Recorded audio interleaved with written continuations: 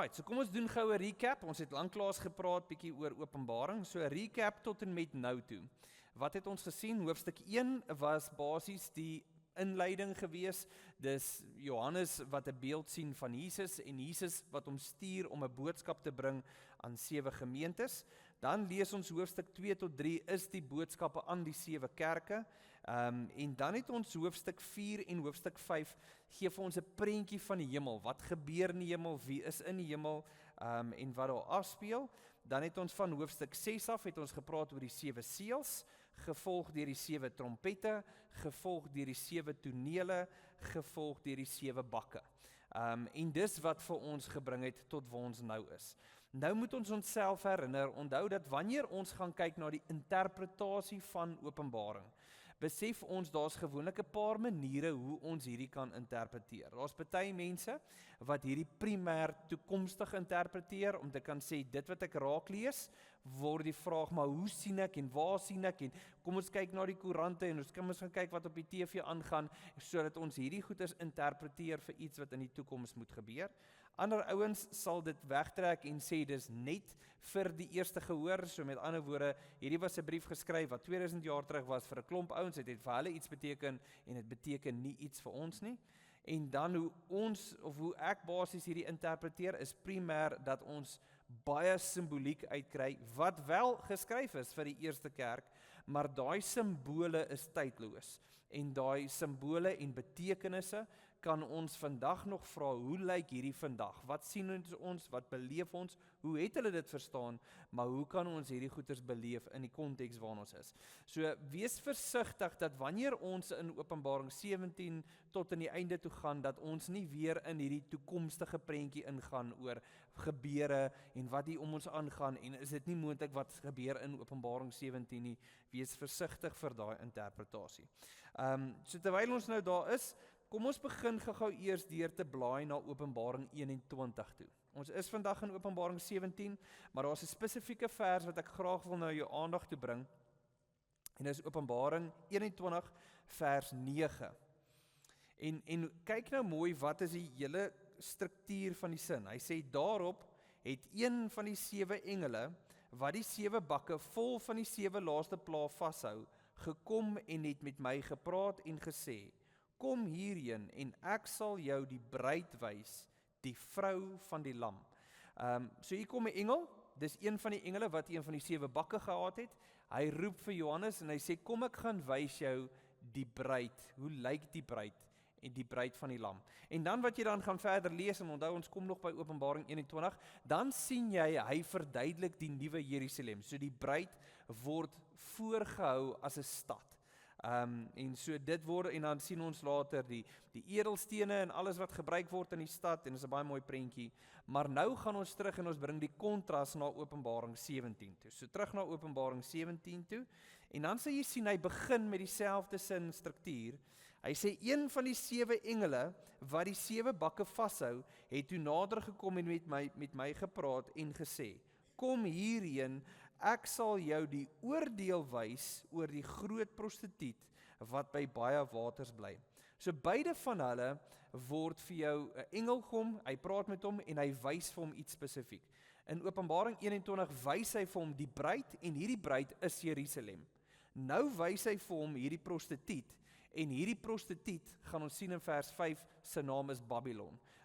En so dis wat ons gaan sien, jy kan selfs afgaan na vers 5 toe, dan sal jy sien, en op haar voorkop was die naam geskryf, 'n mystery, Babylon die Grote, die moeder van die prostituie en van al die afskuwelikhede van die aarde. So jy het 'n kontras tussen Openbaring 17 en Openbaring 21. Die een gaan oor die bruid van Christus, wat 'n stad is met die naam Jerusalem, en nou het jy 'n prostituut. En die doel van 'n prostituut is die verleidelikheid, dis die onsedelikheid, dis wat gebeur, en haar naam is Babylon, ook 'n stad se naam. Jy gaan sien dat sy het ook juwele aan en al hierdie goedertjies, so daar is 'n kontras tussen hierdie twee. Nou, hou net in gedagte, ons gaan later teruggaan na Openbaring 21 toe, maar dit wat ons hierso gaan lees, moet jy in gedagte hou met wat ons later gaan lees in Openbaring 21. Struktuur, Openbaring 17 en Openbaring 18 gaan beide oor die val van Babylon, maar dis belangrik om te verstaan dat hoofstuk 17 se primêre fokus is vanuit 'n geestelike oogpunt af, en dan hoofstuk 18 is meer 'n aardse en 'n ekonomiese oogpunt van wat gebeur met Babylon. So, dit gaan ons ook net opmerk in die proses.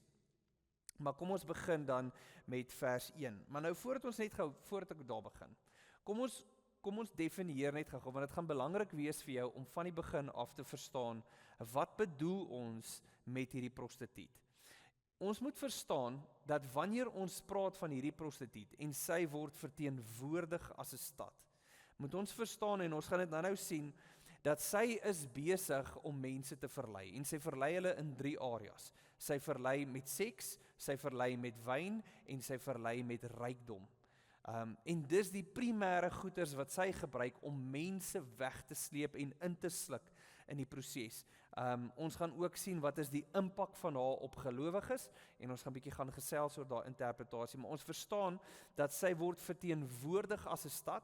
Ons gaan later gaan kyk dat dit moontlik kan verwys na Rome, maar hy noem haar Babylon. So met ander woorde wat ons kan oorweeg, is plaas van om te sê dat dit is fisies Babylon of dit is fisies Rome, sit ons en ons simboliseer en ons sê, wat doen 'n stad soos dit? Wat is die impak van 'n stad soos Las Vegas? Wat is die impak van Kaapstad? Wat is die impak van Johannesburg? Wat is die impak van Bloemfontein? En wat is die impak van Welkom? Dis stede, en die doel van hierdie stede is hulle verlei mense. En die doel van hierdie is verleiding in terme van seks, verlei in terme van wyn, verlei in terme van rykdom, en die doel is om hulle weg te vat van God af. So met ander woorde, dit gaan die prentjie wees van hierdie vrou. Die prentjie van dit, wees ons versigtig dat dit nie 'n fisiese vrou is nie. Ons weet dit is 'n stad, maar daar's eintlik meer die geestelike element, hierdie aspek wat saam met sekere stede kom, en ek sê sekere stede, maar dit is stede reg oor die wêreld, reg deur die tydperke wat gebeur het en geleef het, alles reg deur van Babylon af, Egipte, the works, alles het hierdie element in mense om weg te vat van God af en hulle te verlei in hierdie verskillende aspekte in. So, met dit in gedagte, kom ons gaan vers 1. So hy het nou gepraat van die engel wat nou gekom het, en sê, kom ek gaan wys jou. Hy sê, kom hierheen en ek sal jou die oordeel wys wat oor die groot prostituut wat by baie waters bly. Nou, onthou, as ons praat van 'n stad by water, dan sê ons gewoonlik 'n stad by water, gewoonlik is 'n baie goeie ding. So stede in die ou tyd wat waterputte gehad het by hulle, was 'n baie sterker stad gewees, want gewoonlik wat vyande gedoen het, is hulle sny jou af van jou waterpunte af, en dan kan hulle julle vinnig oorrompel. So 'n stad met sy eie water is baie sterker. In die tyd van waar hierdie geskryf is, stede by die see, was gewoonlik jou hawe stede, en hulle het baie rykdom gehad as gevolg van dit. En so op grond van daai goeders het ons gewoonlik 'n goeie, sterk, influential stad wat gewoonlik saam met hierdie goeders gekom het. Maar dit is belangrik om te verstaan dat hierdie waters gaan later geïnterpreteer word. Wat beteken hierdie waters? So hy wys nou eers net hoe lyk hierdie prostituut wat by die waters bly, en dan sê hy vers 2, die konings van die aarde het met haar gehoreer, en die aardbewoners het dronk geword van die wyn van haar hoerery. So met ander woorde, hier sien ons die impak op 2 groepe mense. Ons sien haar impak op konings, op leiers, op regeerders, ouens wat voorloop, ouens wat bo staan, ouens wat basies nasies in plek moet sit. En as ons dink net aan korrupsie, wat gebeur, ons kyk na immoraliteit, wat gebeur, so sy het 'n invloed op konings, en sy het ook 'n invloed op die mense. So dis die mense wat basies gaan val onder haar. En nou moet ons onthou, die groot ding is ultimately, en ons gaan sien ook, die ene wat agter hierdie dryf is Satan. Maar dis belangrik om te verstaan dat wanneer Satan hierdie goed verkoop hy altyd die plesier en die rykdom en die vervulling, en jene, jy gaan nooit hierdie goeders kry as jy 'n kerkmuis is nie. En die idee daarvan wat gebeur is gewoonlik, hy verkoop hierdie oulike beeld, maar saam met hierdie beeld kom daar gewoonlik vernietiging. Saam met die eet die vrug in Genesis 3 kom die dood wat saam met dit kom. So daar's altyd 'n uiteinde van dood wat kom saam met hierdie verleidelikheid, saam met hierdie wat sy basies vir almal gee. En op hierdie stadium sluk sy in konings en gewone aardbewoners. Vers 3. Ek is deur die Gees meegevoer na 'n woestyn en het daar 'n vrou gesien sit op 'n helder rooi dier, wat oortrek was met godlasterlike name, wat 7 koppe en 10 horings het. Die vrou het purperrooi en helder rooi klere gedra en was versier met goud, edelstene en parels. En in haar hand het sy 'n goue beker gehou vol afskuwelikhede en die onrein dinge van haar hoerery. So nou gaan hy vir ons verduidelik wat is al die verskillende goeders. So obviously dis 'n vrou, sy's in die woestyn. Dis nie die eerste keer wat ons hierdie beeld het nie. Ons het hierdie beeld ook gehad in Openbaring 12. In Openbaring 12 was daar 'n vrou gewees wat reg was om geboorte te skenk en toe kom daar 'n vuurrooi dier en die dier se funksie is om die baba te vernietig en dan word die baba weggevat en die vrou word woestyn toe gestuur. Die draak is dan agter die baba aan en dan wat gebeur is hy word dan uit die hemel uitgegooi en dan is sy fokus om die vrou te gaan vernietig. Ons het bietjie gesels daarso oor dat daai vrou sien ons as dis die mense van God se nasie, wat ons daarso beleef, en so daai prentjie hou ons in gedagte. Nou moet julle onthou, wanneer ons praat van woestyn, praat ons altyd, daar's tweevoudige elemente aan dit. So die eerste een is dis plek van veiligheid, dis 'n plek van voorbereiding. Dink bietjie aan Moses. Toe Moses 2 Egiptenare doodgemaak het, toe vlug hy woestyn toe. Hy het soontoe gegaan vir veiligheid. Toe Elia voor Agab basies die Baal-profete doodgemaak het en Jesebel sê ons gaan jou doodmaak, toe vlug hy woestyn toe. Dis die plek van veiligheid. Dan weet ons ook dat dit is 'n plek van voorbereiding. So Johannes die Doper, toe hy byvoorbeeld voordat hy begin met sy bediening, toe hy in die woestyn. Jesus nadat hy gedoop is, voorbereiding vir sy bediening, toe hy in die woestyn. Maar saam met dit, saam met hierdie vlugting, saam met die voorbereidingsaspek daarvan, is daar ook die toetselement, die swaar kry, die in die wildernis, in die woestyn, daar waar jy uitgegooi word, die bok wat in die woestyn ingestuur is, of in die wildernis vir die vernietiging daarvan. So daar's altyd daai element, en saam met dit die bose geeste, Satan wat Jesus kom probeer verlei in die hele proses. So dis wat ons beleef. So as hierdie beide elemente, so die vrou in Openbaring 12 word gestuur woestyn toe vir 'n vlug, vir veilig wees, en hierso sien ons nou die bose geeste wat nou dieselfde element hierso afspeel. So sy's binne in die woestyn, en dan sien ons basies dat sy sit op 'n vuurrooi draak, of 'n vuurrooi dier, wat sy nou maar basies op deel het, en dan het sy purperrooi klere en helder rooi klere aan, versier met goud, edelstene en parels.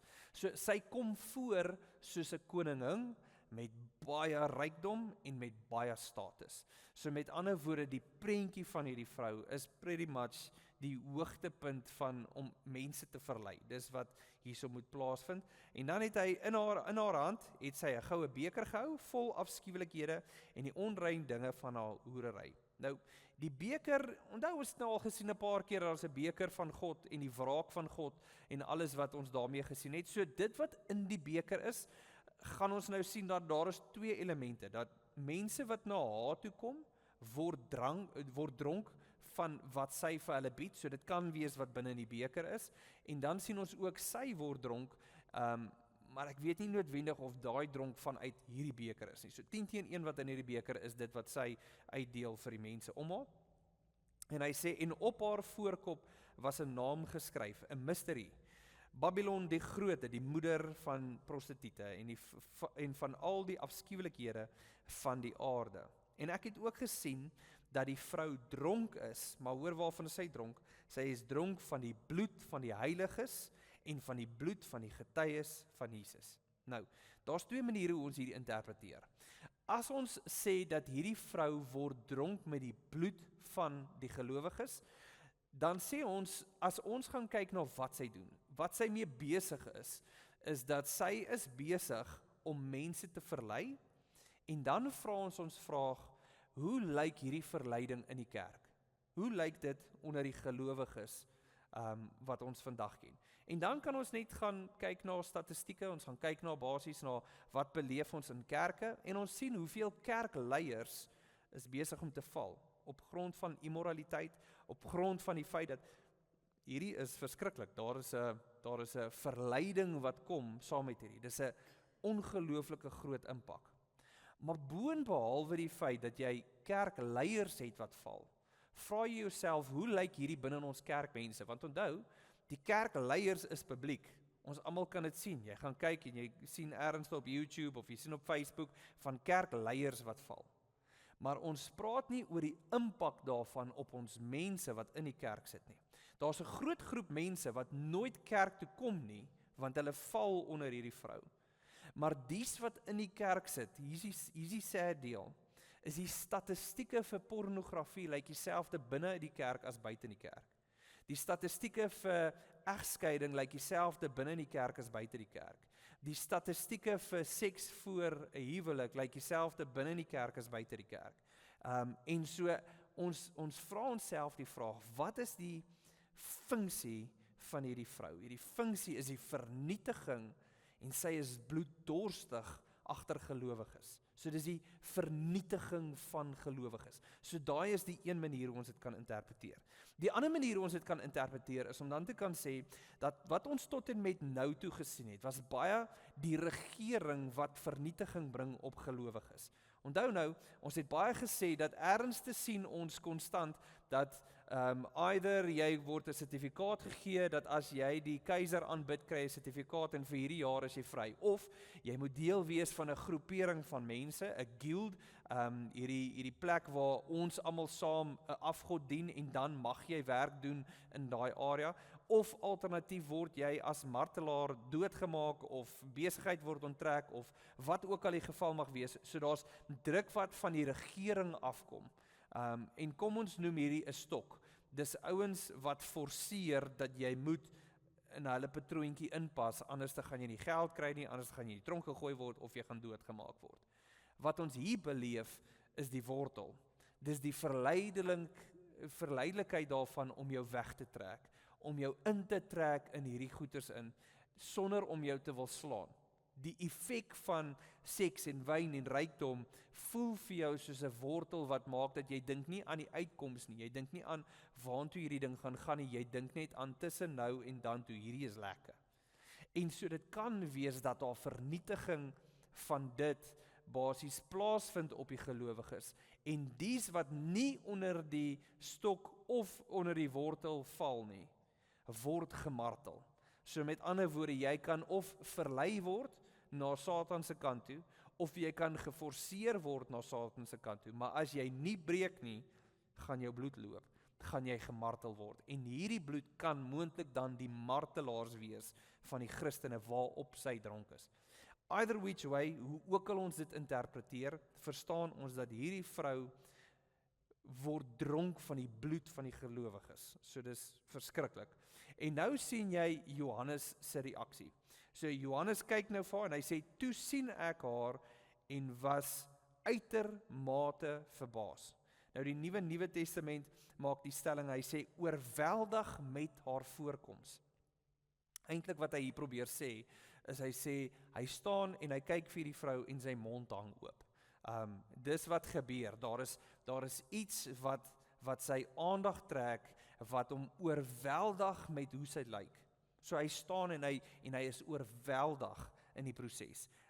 Dis die verleiding wat saam met dit kom. Nou moet ons verstaan, dat konstant herinner ons die Bybel oor die verleiding wat kan plaasvind. Spreuke 5 vers 3 praat van die onsedelike vrou met haar soet woordjies. Haar tong is gladder as olie. Die einde daarvan is egter so bitter soos gif. Sy is so gevaarlik soos 'n tweesnydende swaard en haar pad lei na die dood. Elke tree saam met haar is 'n tree nader aan die graf. Dis die impak wat oulik lyk, maar die effek daarvan. Spreuke 7 gee vir jou 'n storie van hierdie ou wat loop en hy merk hierdie vrou op en hoe sy hom verlei om basies om nader te kry en sodat sy hom kan vernietig. Naam 3, naam is 'n profetiese woord wat uitgespreek is oor Ninive. So Naam 3 vers 4, Ninive, Die mooi en sedelose vrou is die oorsaak hiervan.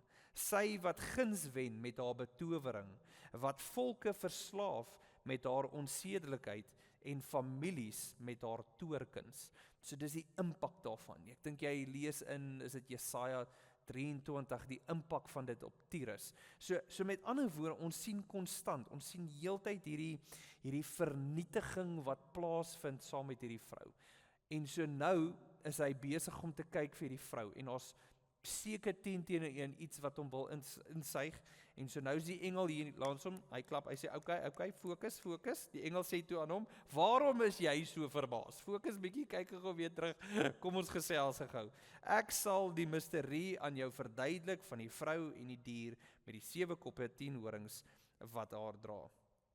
So nou gaan hy sê, nou gaan hy vir jou verduidelik wat het hier plaasgevind. So nou begin hy met die dier, en hy sê die dier wat jy gesien het was eers, maar is nou nie meer nie. Nou, onthou nou, hierdie stelling wat hy nou maak is 'n negatiewe stelling van die positiewe een wat jy al gehoor het. As hy praat van Jesus, dan sê hy wat was en wat is en nog kom. Nou maak hy die stelling en dan sê hy wat was, maar nou nie meer is nie. So met ander woorde, daar is 'n einde tot. Hy is nie ewig nie. Hy gaan nie vir ewig sy impak kan maak nie. So hy was, maar is nou nie meer nie. En hy is op die punt om uit die onpylbare diepte op te kom, op pad na sy ondergang. Die aardbewoners wie se name nie van die grondlegging van die wêreld af in die boekrol van die lewe opgeskryf is nie, sal verbaas wees wanneer hulle die dier sien. Want eers was dit, maar nou is dit nie meer nie. En sal tog weer wees. Hiervoor is insig en wysheid nodig. Die 7 koppe is die 7 berge waarop die vrou sit. So nou begin hy verduidelik oor die 7 koppe, en dan gaan hy verduidelik oor die 7 horings wat op hom is, en hy sê dat die 7 koppe is die 7 berge, of 7 heuwels. Nou, Rome het 'n titel gehad, dit was Roma Septicolus, en dit beteken Rome op 7 heuwels. So met ander woorde, Rome is gebou op 7 heuwels. En so baie ouens kyk hierna en hulle verwys en sê, ok, maar hy is besig om te verwys na Rome. Onthou, hy noem maar Babylon en hy verwys na Rome. So dis hoekom ons sê dat ons verwag dat dit wat ons hier beleef simbolies word vir dit wat ons beleef in stede wat vernietiging bring in die proses. En dan sê hy, en daar is ook 7 konings. 5 het tot 'n val gekom en daar is nou net 1. Die ander een het nog nie gekom nie.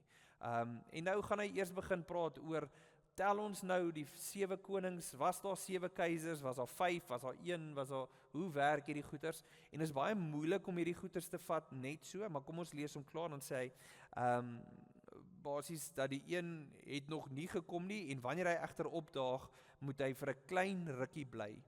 Die dier wat eers was, maar nou nie is nie, is selfs die 8ste. Hy kom uit die 7 voort en is op pad na sy ondergang. Die 10 horings wat jy gesien het, is 10 konings.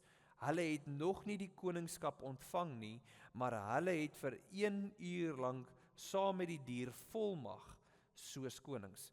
So met ander woorde, nou kom hy en hy begin nou praat oor konings, en hierdie ouens het gekom, en die ouens het nog nie gekom nie, en hoe verstaan ons hierdie goeters?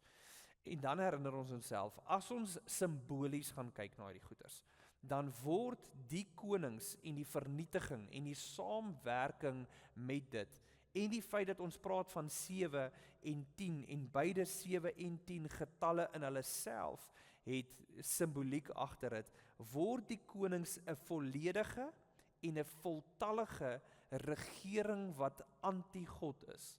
So met ander woorde, ons praat nou hier van regerings wat anti-God is. Ouens wat teen God staan. En onthou, ons leef in 'n land wat 80+ % mense sê hulle is Christene. En ons weet ons leef in 'n goddelose land. Ons weet dat die Amerikaners is supposed om die ouens te wees met die grootste en die oulikste predikers. En hulle leef in 'n goddelose land. En dan is daar ander ouens wat God totaal en al uithaal in die proses. En so ons besef dat daar is plekke wat anti-God begin doen, en of hulle dit doen baie subtiel en of hy dit baie blaatant doen. Die blote feit is, ons praat hierso van regerings wat anti-God is. En dis wat ons op hierdie stadium beleef. En so ek dink ook oor die algemeen, kom ons noem dit sommer net nou al. Ek dink ons het partykeer hierdie perspektief, en ons gaan dit nou sien ook, ons het hierdie perspektief, dat miskien moet ons meer intree, miskien moet ons meer bid vir ons land, dat ons land kan verander, en dat ons hele land weer die Here sal ken, en dat dit beter sal gaan. Ons dink dat as ons aanhou bid, gaan hierdie nie plaasvind nie. Maar ons moet verstaan, dat hierdie word deel van God se plan, en ons gaan sien, hoe God hierdie goddelose mense gebruik, om vernietiging te bring aan die prostituut. En so ons moet verstaan, dat ons bly met die verantwoordelikheid om uit te gaan, disippels te maak van alle nasies. Dis wat ons moet doen. Harte wat draai is in die Here se hand. En dit wat die Here gaan doen en hoe hy die goeders in plek gaan sit, dit bly in sy hand. En so ons moet aanhou vasbyt aan die Here in die proses, maar ons versien hierdie vernietiging wat plaasvind op stede, want hulle funksie is om anti-God te wees. Vers 13. Hulle het net een doel voor oë, en dit is om hulle krag en volmag aan die dier beskikbaar te stel. Hulle sal teen die lam oorlog voer, maar die lam sal hulle oorwin, omdat hy die heerser van heersers is, en die koning van konings is. En saam met hom is die geroepenis, die uitverkorenes en die getroues. Voordat ons paniekerig raak oor wat hier plaasvind, herinner ons onsself dat ons is by Jesus en Jesus oorwin. Hy is die heerser van heersers, hy is die koning van konings. En ek en jy weet dat wanneer ons op die einde van die dag hierdie boek toeslaan en alles is verby, dan is ons aan die wenkant. Dis die einde van die boek, ons is daar en Jesus wen. Vers 15, en die engel sê aan my, die waters wat jy gesien het, waar die prostituut bly, is die volke en die skares en die nasies en die tale. So dis die impak van die massas en die massas wat sy beïnvloed. En dan vers 16, die 10 horings wat jy gesien het, en ook die dier, sal die prostituut haat en haar kaal en verlate maak, en hulle sal haar vleis eet en haar met vuur verbrand. Nou sien jy iets wat gebeur. Nou sien jy hierdie konings en die dier draai op hierdie prostituut en hulle vernietig die prostituut. Nou vra jy die vraag, maar hoekom sal iets soos hierdie gebeur? En dan is daar 'n storie. Dis 'n fairy tale wat basies gaan oor die padda en die skorpioen. So die padda en die skorpioen staan langs die rivier en die skorpioen vra vir die padda, help my om oor die rivier te kom. Laat ek op jou rug klim, dat jy my oorvat. En die padda sê, nee, as ek dit doen, gaan jy my doodmaak. En hy sê, maar as ek jou steek en jou doodmaak, gaan ek ook verdrink. En convinced sê die padda, dis reg, ek sal jou oorvat. En dan terwyl hulle swem halfpad deur, dan steek die skorpioen die padda. En terwyl die padda besig is om dood te gaan, terwyl hulle nog in die rivier is, vra die padda die skorpioen, hoekom het jy dit gedoen? En die skorpioen antwoord, want dit is my natuur. Dis wat gebeur. Hoekom bring daar vernietiging tussen die konings en die dier aan die vrou? Want dit is die dier se natuur. Dis wat hy doen. Hy bring vernietiging oralste. Ons kyk na die plesier en ons gaan kyk na die rykdom en ons gaan kyk na al hierdie goeders en alles is tydelik. Alles loop uit op vernietiging. En dit wat ons vandag gaan vashou, die luxury, die vrede, die vreugde, die wyn, die seks, die al die goeders wat vir ons amazing is, daai is tydelik en sal tot op 'n uitloop kom van vernietiging. En dis wat ons daarso beleef. So, dan eindig hy die gedeelte af. Want God het dit op hulle harte gelê om sy bedoeling uit te voer. Hoor wie sit agter alles wat plaasvind? Wie maak dat hierdie vernietiging plaasvind op hierdie vrou? Want God het dit op hulle harte gelê om sy bedoeling uit te voer en om een doelwit voor oë te hê, om hulle koningskap aan die dier beskikbaar te stel, totdat God se woorde hulle sy volledige doel bereik het. Die vrou wat jy gesien het, is die groot stad wat heerskappy oor die konings van die aarde uitoefen. So hierdie is wat ons beleef. Ons beleef vernietiging wat plaasvind vanuit die goddelose op die goddelose. God het dit gedoen met Assyria. Assyria het ingekom en hulle het Israel vernietig. God het dit gedoen met Nebukadneser in Babylon en hulle het ingekom en hulle het Judea vernietig. God het dit gedoen met Farao, God het dit gedoen met 'n klomp verskillende plekke. As God sy hart en sy doel wil uitleef op aarde, moet hy altyd sondaars gebruik. Hy gebruik goddelose, maar as hy my en jou gebruik, gebruik hy ook sondaars. En op die einde van die dag weet ons dat God sal die einde van die boek toemaak en dit sal wees soos wat God ten volle alles in plek gesit het. En so daarin vind ons hoop. So waarmee eindig ons af?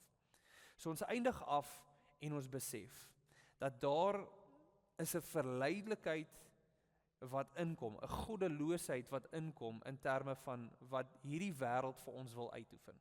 Ek dink dit is Johannes 1 Johannes 2 wat praat oor hierdie wêreld en wat hierdie wêreld bied en hoe hierdie gaan ons vernietiging bring. En so ek dink ultimately moet ons onsself besef dat daar is 'n realiteit waar ons moet versigtig wees, 'n realiteit wat ons as gelowiges, 'n Johannes wat self staan en kyk, nie net heeltemal vry maak nie, maar dat ons moet waaksaam wees aan die vernietiging wat saam met hierdie kom. Maar dat ons nooit vreesagtig sal wees nie, want Jesus is koning van konings, heerser van heersers, en so ons hoop is in hom. En so ultimately besef ons dat die wêreld wil vir ons 'n manier van plesier uitgee en sê dit is wat jy wil bereik, dis waar jy wil wees. Maar ultimately besef ons dat ons vervulling in God bring ver groter plesier. As ons die dag beleef wie God is in sy volheid, gaan dit wat die wêreld vir ons offer net so klein wees. Dan besef ons dat die wêreld sal altyd dit vir ons in 'n cheap plastiek weergawe gee, waar God in egtheid gee. En dis die hart van Openbaring 17. So kom ons sluit die oë en dan enige vrae wat jy het. Here, wat 'n voorreg is wat ons het, wat ons tyd maak om saam te wees.